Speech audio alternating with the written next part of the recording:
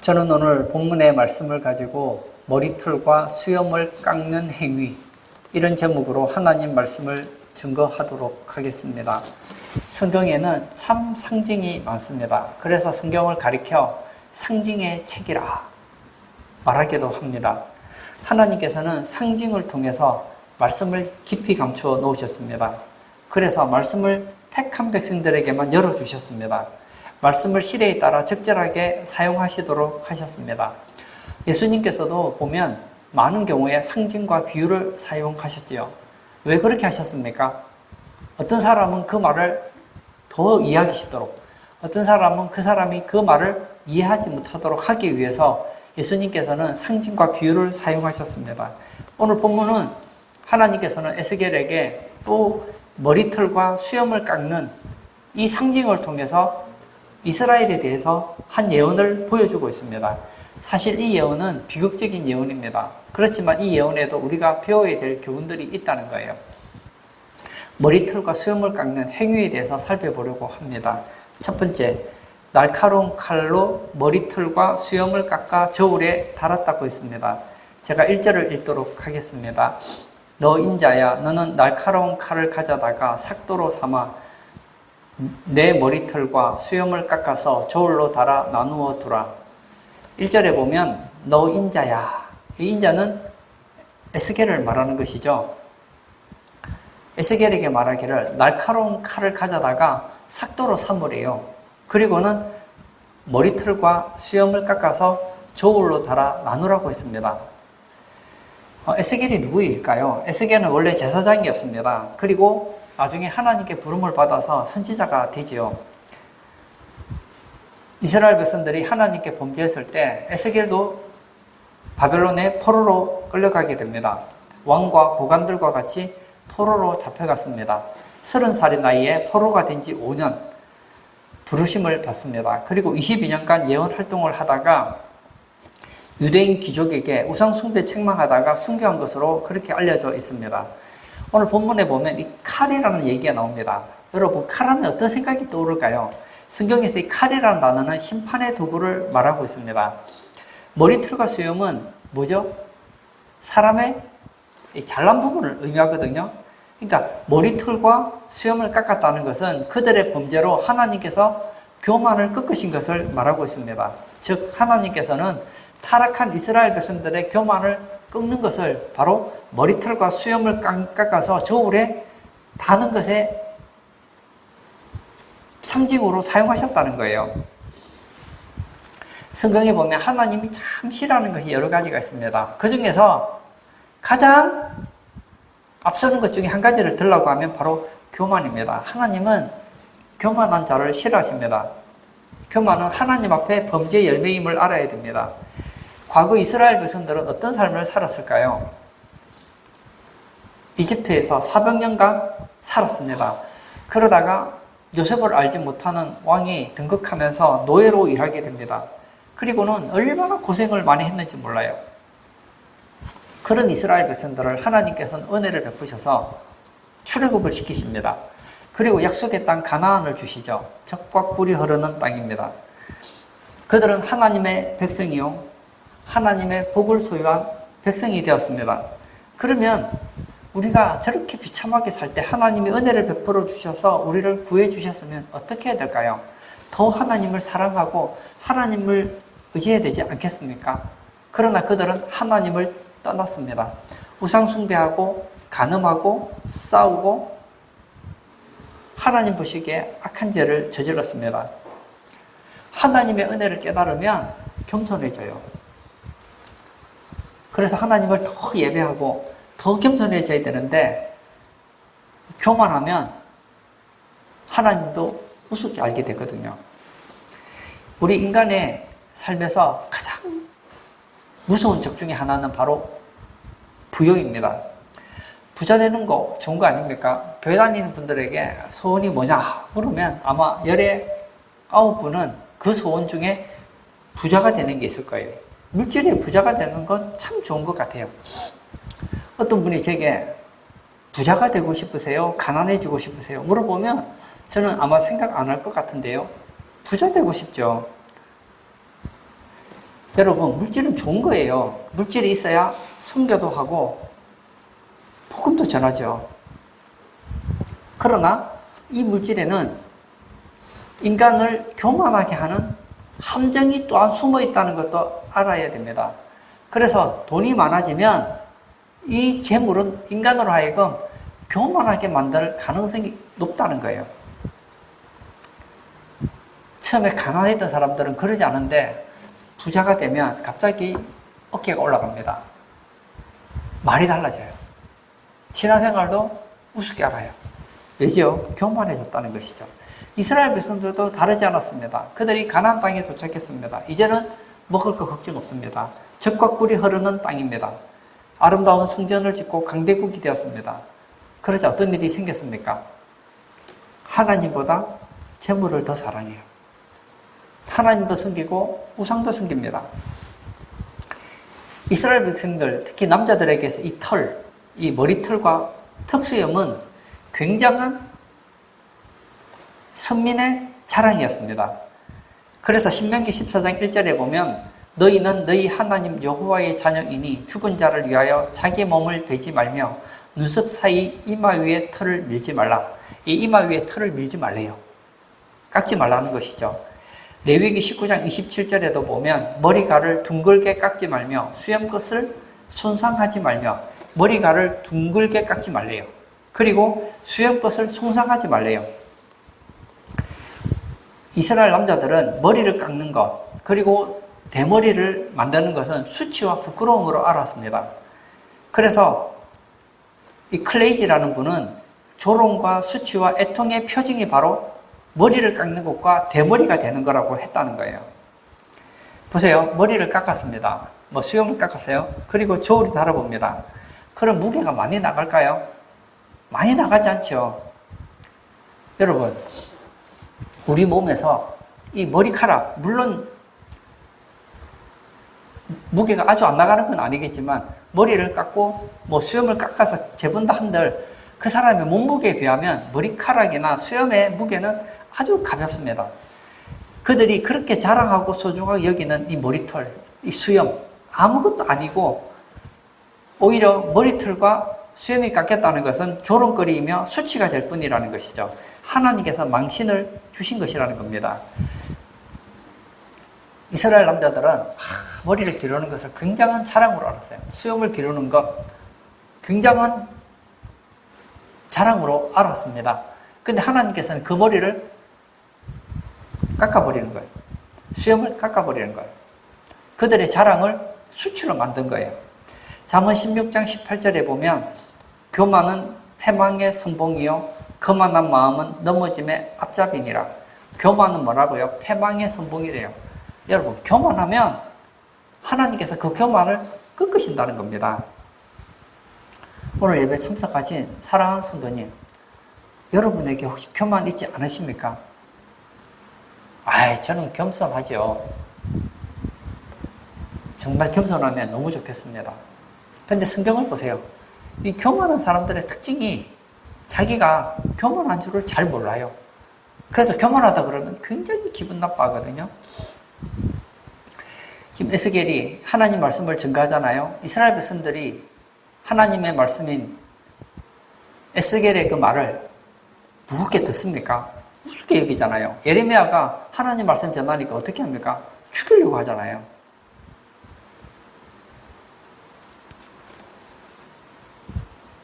겸손한 사람은 특징이 있어요. 하나님 말씀을 무겁게 여깁니다. 성경을 읽다 보면 여러분의 생각과 다른 말씀을 보게 될 거예요. 그때 여러분은 어떻게 생각하십니까? 성경은 그렇게 말해도 나는 그렇게 생각하지 않아. 성경이 말하는 것은 좋은 것이지만 내 생각이 더 옳아. 그게 교만한 거 아니에요. 성경은 안식일을 거룩히 지키라고 하는데 왜 안식일을 빼먹습니까? 교만하기 때문이죠. 수입의 10분의 1을 11조 하라. 왜 안 냅니까? 교만하기 때문이에요. 내가 하나님께 11조를 드리는 것보다 그 돈을 내가 가지고 있는 것이 더 낫다고 생각하기 때문 아닙니까? 하나님의 지혜보다 내 지혜가 낫다고 생각하기 때문 아닙니까? 왜 하나님께서 세운 모세를 이스라엘 백성들이 무시합니까? 교만하기 때문이잖아요. 하나님께서 예레미야를 보내고 에스겔을 보내고 선지자들을 보냈지만 이스라엘 백성들은 그 말을 듣고 순종하지 않습니다. 왜죠? 교만하기 때문입니다. 오늘도 마찬가지예요. 요한계시록에 보면 하나님께서는 교회에 사자를 보내십니다. 목회자지요. 하나님은 그 목회자를 붙잡고 말씀을 전하십니다. 광야 시대 때는 하나님께서 모세를 들어 사용했던 것처럼 이스라엘이 범죄했을 때는 하나님이 선지자를 들어 말씀을 전했던 것처럼 이 시대, 교회 시대에는 하나님께서는 목회자를 들어서 쓰십니다. 그런데 딱 보니까 목사님이 나보다 안 똑똑한 것 같아요. 무시하는 거예요. 왜 무시하죠? 교만하기 때문입니다. 성경은 어떻게 얘기하죠? 너희를 인도하는 자에게 순종하라고 그랬습니다. 제가 여러분보다 착하다는 얘기가 아닙니다.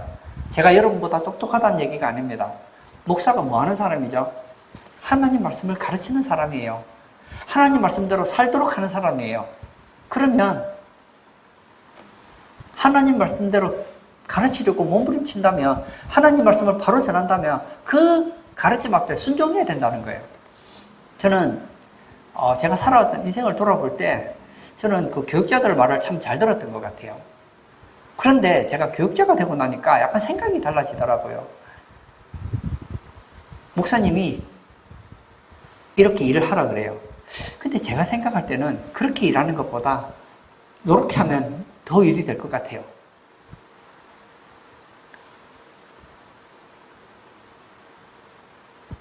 그래도 담임 목사님이 그래라 그러면 안타깝지만 순종을 했어요. 그런데 나중에 돌아보니까 그게 좋더라고요. 물론 결과적으로 볼 때 제 말을 들었으면 더 좋은 결과가 생겼을지 몰라요. 그러나 하나님은 내가 더 많은 일을, 업적을 이루는 것보다 하나님께서 세우신 주의 종에게 순종하기를 더 원하시더라고요. 그게 겸손한 거예요. 여러분의 생각과 좀 다른 의견을 내는 거예요. 그래도 그 말이 틀리지 않으면, 성경적으로 모순되지 않으면 순종하라는 거예요. 만약 목사님이 성경과 틀린 얘기 하거든 순종하지 마십시오. 이단 소리 하거든 목사님을 쫓아내십시오. 그러나 그게 아니라 목사님이 정말 교인들을 위해서, 그들의 신앙을 위해서 뭔가를 하려고 할 때 여러분과 생각이 다르다 하더라도 여러분의 생각을 내려놓으라는 거예요. 이것이 순종이요. 이것이 겸손입니다. 마치 내가 주의 종이라도 된 것처럼 목사님을 쥐어 흔들려고 한다는 것은 얼마나 교만한 생각인지 모른다는 거예요. 그렇게 교만할 때 하나님은 그 사람을 꺾으신다는 거예요. 오늘 성경은 어떻게 표현하고 있습니까? 머리카락을 잘라요. 한번 머리카락 잘라서 한번 무게를 재보십시오. 무게가 거의 나가지 않아요. 내가 잘랐다고 하는 것 하나님 앞에 내놓으면요 별 것 없어요. 제가 어떤 분의 얘기를 들으니까 우리가 매일 책을 읽잖아요. 책을 읽는다고 할 경우에 지금 훨씬 많겠지만 하루에 나오는 책의 양이 우리가 읽으면 107년 동안 읽어야 될 그런 분량의 책이 나온대요. 책만요.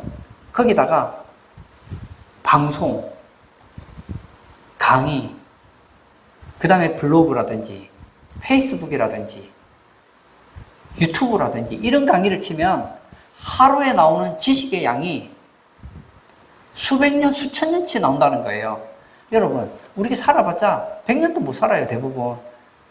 우리가 아무리 공부한다 한들 하루에 나오는 지식에, 세상에 나오는 지식에 10분의 1도 못 가지고 죽어요. 근데 우리 지식이 뭐가 그렇게 대단하다고 마치 내 의지가, 내 뜻이 관철되지 않으면 기분 나빠합니까? 내가 아는 지식은 별 것도 없는데요. 교회에서 무슨 일을 할 때 여러분의 의견이 묵살될 때 마음 상하지 마세요. 여러분만 똑똑한 게 아닙니다. 다른 사람들도 똑똑해요. 그리고 여러분의 의견이 묵살되어도 그것을 겸손하게 받아들일 수 있는 사람은 겸손한 사람이에요. 그러나 나의 의견이 묵살될 때 기분 나빠하고 대적한다면 여러분은 교만한 사람이라는 것입니다. 오늘 예배 참석하신 사랑하는 성도님, 이스라엘 백성들은 교만했습니다. 하나님께서는 그 교만한 자를 꺾으시겠다. 그 상징으로서 머리카락과 수염을 깎는 상징을 보여주셨다는 거예요. 하나님은 교만하면 반드시 치십니다. 저는 오늘 예배 참석하신 우리 성도님들 중에 교만하여서 패망하지 않기를 바랍니다. 교만하여서 하나님의 징계의 매를 받지 않는 그런 복된 성도 다 되시기를 축복합니다. 두 번째, 터럭을 3등분했다고 했습니다. 제가 2절을 또 읽도록 하겠습니다. 그 성읍을 애워 사는 날이 차거든 너는 터럭 3분의 1은 성읍 안에서 불사르고 3분의 1은 성읍 사방에서 칼로 치고 또 3분의 1은 바람에 흩어라. 내가 그 뒤를 따라 칼을 빼리라. 2절에 보면 3분의 1이 나옵니다. 3분의 1, 3분의 1, 3분의 1이 나옵니다. 트럭을 3등분했습니다. 그래서 3분의 1은 성읍 안에서 불사르라고 했습니다. 3분의 1은 성읍 사방에서 칼로 치라고 했습니다. 3분의 1은 바람에 흩어지게 합니다. 이 비유는 갈수록 깊이를 더해갑니다. 이 트럭 3등분이라는 것은 이스라엘이 앞으로 미래에 3번 하나님의 진노를 받게 될 것을 말하는 것이죠. 이스라엘 민족이 차례에 걸쳐서 많이 죽게 될 것을 이렇게 상징으로 말씀한 것입니다. 즉 하나님 백성이 교만하고 하나님을 떠날 때 반드시 진노의 매가 있게 됨을 의미한다는 것입니다. 성도와 하나님과의 관계는 부모와 자녀의 관계로 묘사됩니다. 오늘날 부모님들은 이 세상 교육 때문에 자녀들에게 매를 대지를 않는 것 같아요. 또 세상에서도 자녀가 잘못할 때 야단하거나 매를 대면 아주 몰상식한 사람으로 취급을 하는데 여러분 그렇지 않습니다. 우리는 세상 교육학자들 말보다 성경 말씀을 더 존중히 여겨야 돼요. 성경은 자녀를 사랑하는 자는 매를 대라고 했습니다. 자녀가 잘하는데 매대라는 거 아닙니다. 자녀가 아무리 말을 하고 가르쳐도 훈계를 해도 듣지 않으면 그때는 매를 대야 된다는 거예요. 매가 그 사람의 속에 있는 악을 쫓아내게 해줘요. 어떤 사람은 그러죠. 매로 때리면 때릴 때뿐이래요. 아닙니다. 때는 그 사람 몸에 깊이 들어가요. 물론 교육학자들이 말하는 것처럼 그렇게 매를 맞으면 자존감이 낮아질지 모르겠어요. 그러나 여러분 하나님이 은혜 주시면 자존감 다 회복됩니다. 저도 어릴 때 부모님께도 맞아봤고 학교 선생님들에게도 맞아봤습니다. 그런데 제가 지나놓고 보니까요. 그게 제 자존감을 낮추게 하지 않더라고요. 오히려 그 매가 제 안에 있는 나쁜 습관들, 나쁜 버릇을 고치게 하더라고요. 하나님도 마찬가지입니다. 그의 백성이 잘못할 때 선지자를 통해서 말씀하십니다. 훈계하십니다. 책망하십니다. 안 들어요. 그럼 어떡하죠? 매를 때린다는 거예요. 하나님의 특성은 죄는 절대 용서하지 않는다는 겁니다. 죄인도 절대 구원하지 않는다는 겁니다. 회개한 죄만 용서받고 회개한 죄인만 구원을 받는 것이 하나님의 법입니다. 이스라엘은 3번에 걸쳐서 환난을 당하게 됩니다. 첫 번째, 3분의 1은 성읍 안에서 불살랐다고 했습니다. 이것은 1차 바벨론 침공을 말하고 있습니다. BC 606년에서 605년에 예레미야 39장 4절에서 9절을 보면 여호야김 왕 때 성이 포위가 됩니다. 성 안에서 기근과 지진과 질병과 비참함을 당하게 됩니다. 17절이 이를 뒷받침하지요. 내가 기근과 사나운 짐승을 너희에게 보내 외롭게 하고 너희 가운데에 전염병과 살육이 일어나게 하고 또 칼이 너희에게 임하게 하리라. 나 여호와의 말이니라. 이 예언대로 성읍 안에서 불살름이 있었다는 거예요. 두 번째, 3분의 1은 성읍 사방에서 칼로 쳤다고 했습니다. BC 597년 3월 15일에 2차 점령을 하게 됩니다. 열왕기하 25장에 보면 자세히 기록되어 있죠. 여호야긴 왕 때 1만 명이 포로로 잡혀갑니다. 일부의 백성들은 성읍 밖으로 도망을 갑니다. 그때 어떻게 하죠? 쫓아가면서 칼로 무수히 죽였다는 거예요. 예언대로 되었습니다. 3분의 1은 바람에 흩어지게 되었다는 겁니다. 이것은 이스라엘이 3차 공격받을 것을 뜻합니다. BC 597년에서 586년에 보면 바벨론에게 3차에 금쳐서 점령을 당하게 합니다. 예레미야 40장 7절에 보면 시드기야 왕 때에 두 아들이 죽임을 당하고 나라가 완전히 망하게 됩니다. 시드기야 왕도 비참하게 두 눈이 뺨을 당하게 되죠. 백성들은 포로가 되었습니다. 사랑하는 성도 여러분, 이스라엘의 역사는 교훈입니다. 하나님은 범죄에 대해서는 반드시 매를 대신다는 거예요. 어떤 분은 그럴지 모르겠어요. 아니, 나는 지금까지 잘못해도 하나님이 매를 대시지 않는데요. 그것은 하나님께서 우리에게 기회를 주시는 거예요. 회개하라. 오늘 이 강단을 통해서 여러분들에게 지금 말씀하고 있는 거예요.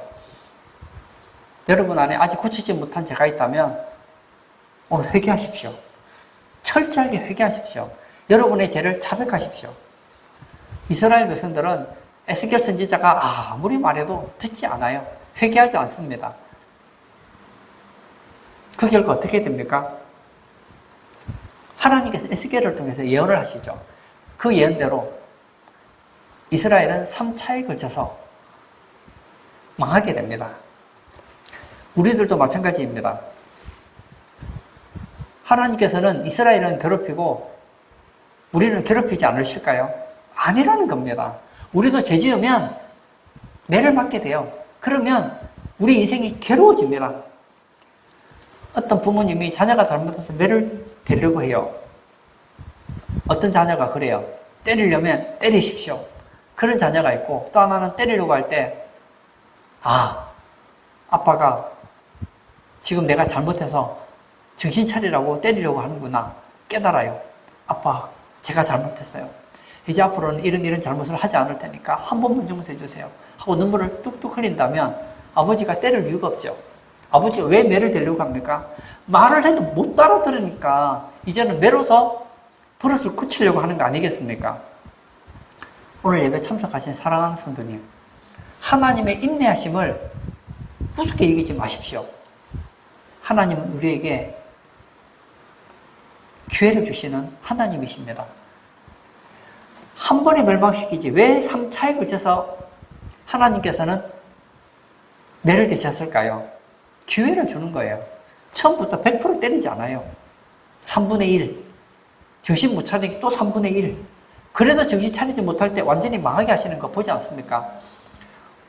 하나님께서는 우리가 회개하고 돌아오기를 기다리셔요. 회개하고 돌아오면 아멘, 끝. 그러나 정신 안 차리면 매를 대세요. 정신을 못 차리면 더 큰 매를 대요. 그래도 정신 차리지 않으면 더 큰 매를 댄다는 거예요. 저는 탕자의 비유를 보면서 저를 많이 생각합니다. 이 둘째 아들이 아버지를 떠나서 먼 나라에 가서 허랑방탕한 삶을 살잖아요. 이 둘째 아들이 나라고 생각하고 아버지를 하나님이라고 한번 생각해 볼게요. 내 마음이 하나님을 떠났어요. 그리고 내 마음대로 살았어요. 그리고 났더니 내 인생에 흉년이 찾아온 거예요. 내 인생이 힘들어졌어요. 그때 이 아들은 어떻게 하죠? 그 배고픔과 돼지치기를 하면서 죽어가면서 힘든 인생을 살면서 깨닫는 거예요. 스스로 돌이키죠. 내가 하늘과 아버지께 죄를 지었구나. 난 아버지께로 돌아가리라. 아버지가 만약 나를 받아주시지 않는다면 국군의 하나라도 여겨달라고 부탁해서 아버지랑 같이 살고 싶다. 난 아버지가 좋다. 난 아버지와 가까워지고 싶다. 그런 마음으로 돌아갔을 때 아버지가 어떻게 합니까? 내 재산을 낭비하고 온 아들아, 미안하지만 너는 나의 아들이 아니야. 떠나가거라. 그렇게 했습니까? 아니잖아요. 얼마나 기뻐하면서 그를 안아주고 입 맞추고 새 옷을 입히게 하고 가락지를 끼게 하고 새신을 신기고 잔치를 벌이는 거 보지 않습니까? 우리가 회개하고 돌아왔으면 이렇다는 거예요. 근데 만약에 이 탕자가 흉년이 됐는데도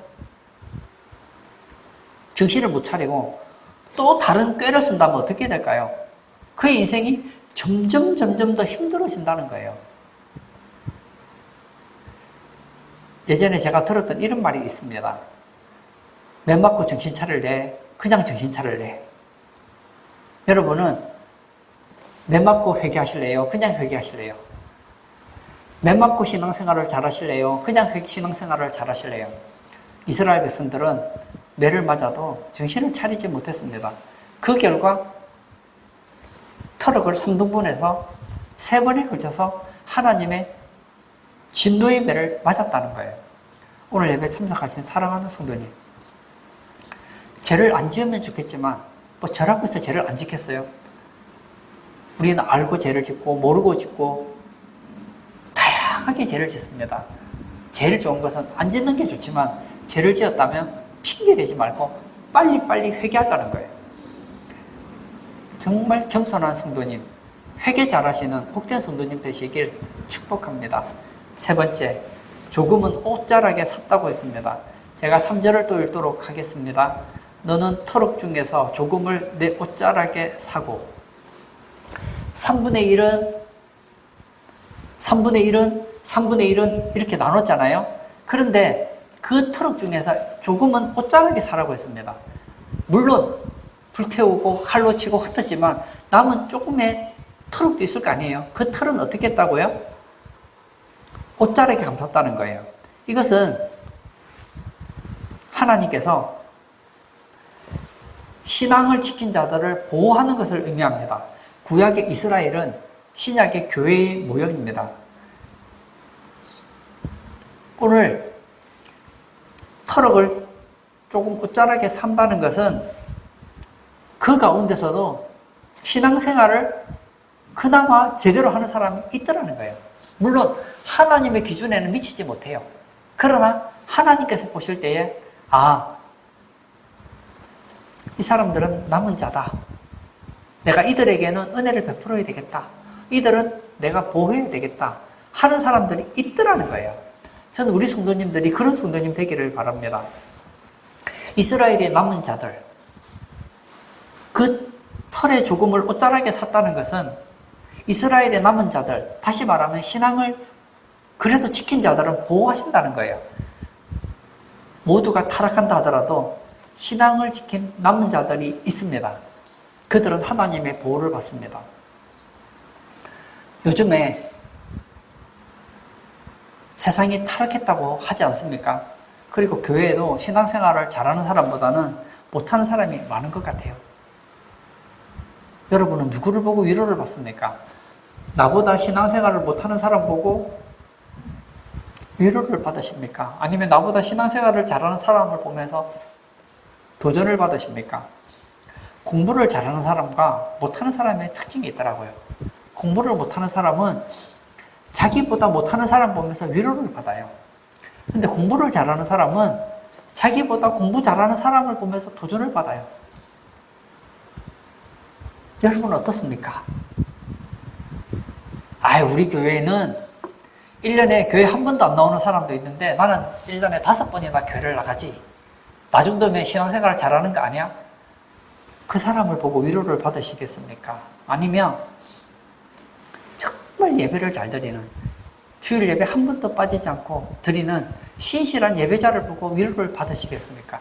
도전을 받으시겠습니까? 신앙생활을 못하는 사람을 여러분의 본뇌의 기준으로 삼지 마십시오. 우리 성도님들은 신앙생활을 잘하는 사람을 보고 본받으려고 하세요. 그래야지 신앙이 좋아지죠. 이스라엘이 멸망했을 때 바벨론의 포로로 잡혀가지 않습니까? 그 중에 뜻을 세운 사람이 있었습니다. 다니엘과 그의 친구 3사람이 있었잖아요. 그들은 바벨론의 포로로 가서 그 당시에 높은 지위를 얻습니다. 그래도 그들의 신앙이 변할 줄을 몰라요. 바벨론의 포로로 잡혀간 사람이 다니엘과 3친구만 있었던 거 아닙니다. 사드락과 메삭과 아벳느고 외에도 많았어요. 그런데 느부갓네살 왕이 금신상을 만들고 절하라! 음악 소리가 나거든, 악기 소리가 나거든 절하라! 했을 때 다 절합니다. 절했던 사람 중에 유대인들은 없었을까요? 이스라엘 사람은 없었을까요? 있었겠죠. 다 협하는 거예요. 노아 시대 때는 어땠습니까? 얼마나 세상이 악한지 몰라요. 그러나 그 가운데서도 믿음 생활을 지켰던 노아와 그의 가족들이 있더라고요. 소돔과 고모라가 하나님의 불심판을 받을 때도 그곳에 의인 롯은 있더라는 거예요. 엘리야 때는 어땠습니까? 아합 왕이 그렇게 의인들을 죽이고 선지자들을 죽이고 우상을 숭배하게 했을 때 온 이스라엘이 우상에 넘어갔지만 신앙생활을 하는 7,000명이 남아있더라는 거예요. 초대교회 때는 어땠습니까? 그들의 신앙을 지키기 위해서 터키 갑바도기아 지하 카타콤 속에서 신앙생활을 했던 남은 자들이 있었던 것을 보지 않습니까? 이사야 6장 13절을 제가 읽겠습니다. 그 중에 10분의 1이 아직 남아있을지라도 이것도 황폐하게 될 것이나 밤나무와 상수리 나무가 배임을 당하여도 그 거루터기는 남아있는 것 같이 거룩한 씨가 이 땅의 거루터기니라 하시더라. 거루터기가 있대요. 저는 우리 성도님들이 거루터기가 되기를 바랍니다. 이 교회의 거루터기가 되세요. 전 세계 교회의 남은 자가 되십시오. 스바냐 3장 13절에도 이런 말씀이 있죠. 이스라엘의 남은 자는 악을 행하지 아니하며 거짓을 말하지 아니하며 입에 거짓된 혀가 없으며 먹고 누울지라도 그들을 두렵게 할 자가 없으리라. 스바냐 시대 때도 남은 자가 있더라고요. 하나님께서 지금 이 지구촌에서 남은 자를 보고 계십니다. 자, 누가 남은 자인가 하고 볼 때 바로 여러분들이 그 남은 자가 되시기를 축복합니다. 누가복음 21장 24절에 보면 그들이 칼날에 죽임을 당하며 모든 이방인에 사로잡혀 가겠고 예루살렘은 이방인의 때가 차기까지 이방인들에게 밟히리라. 무슨 얘기입니까? 예수님이 이 땅에 오셨잖아요. 그리고 이스라엘 사람들에게 천국 복음을 전했잖아요. 그러나 그들이 그 복음을 듣습니까? 듣지 않죠. 남은 자는 극히 소수였습니다. 대부분은 예수님을 배척했고 예수님을 십자가에 못 박히는데 동조했습니다. 그 결과 어떻게 되죠? 그들이 칼날에 죽임을 당했어요. 이스라엘의 역사를 보면 참 끔찍한 것 같아요. AD 70년에 이스라엘이 멸망합니다. 그리고 예루살렘을 이방이 지배하게 되죠. AD 63년에서 395년에 보면 로마가 지배했습니다. AD 395년에서 638년에 보면 동로마 제국이 이스라엘을 지배합니다. 614년에서 635년에는 페르시아가 지배합니다. 635년에서 1072년에는 아랍국이 지배합니다. 1072년에서 1099년에는 터키가 지배합니다. 지금 이스라엘이 땅을 회복했잖아요. 거의 2000년 만에 회복이 되잖아요. 왜 이렇게 되었죠?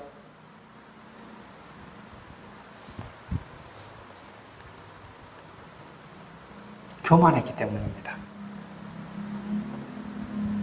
그들의 죄를 회개하지 않았기 때문입니다. 그러나 여러분 역사를 보면 알잖아요. 이스라엘이 멸망할 때도 하나님께서 남겨두신 그 남은 자들은 하나님께서 보호하시더라고요. 우리는 마지막 때를 살고 있습니다. 마지막 때의 특징이 뭐죠? 난리와 난리가 있습니다. 민족이 민족을, 나라가 나라를 대적합니다. 서로 잡아주고 미워합니다. 기근이 있습니다. 마태복음 24장 42절에 그러므로 깨어있어라. 어느 날에 너희 주가 임할는지 너희가 알지 못함이니라. 이제 예수님 오실 때가 너무 가까워요. 예수님이 오시면 정말 하나님의 무서운 심판이 있습니다. 아직 예수님 믿지 않는 분이 있다면 회개하고 예수님 믿으십시오. 예수님 믿는데 엉터리 신앙생활하고 계시는 분이 있다면 이제 회개하고 신앙생활을 바로 하십시오. 주님이 올 때 부끄러운 구원 받으면 안 되잖아요. 난 예수님 믿고 구원받았으니까 됐다. 그리고 구원은 받았는데 부끄러운 부활받으면 어떡합니까? 평생 부끄러운 신앙생활하면 어떻게 합니까?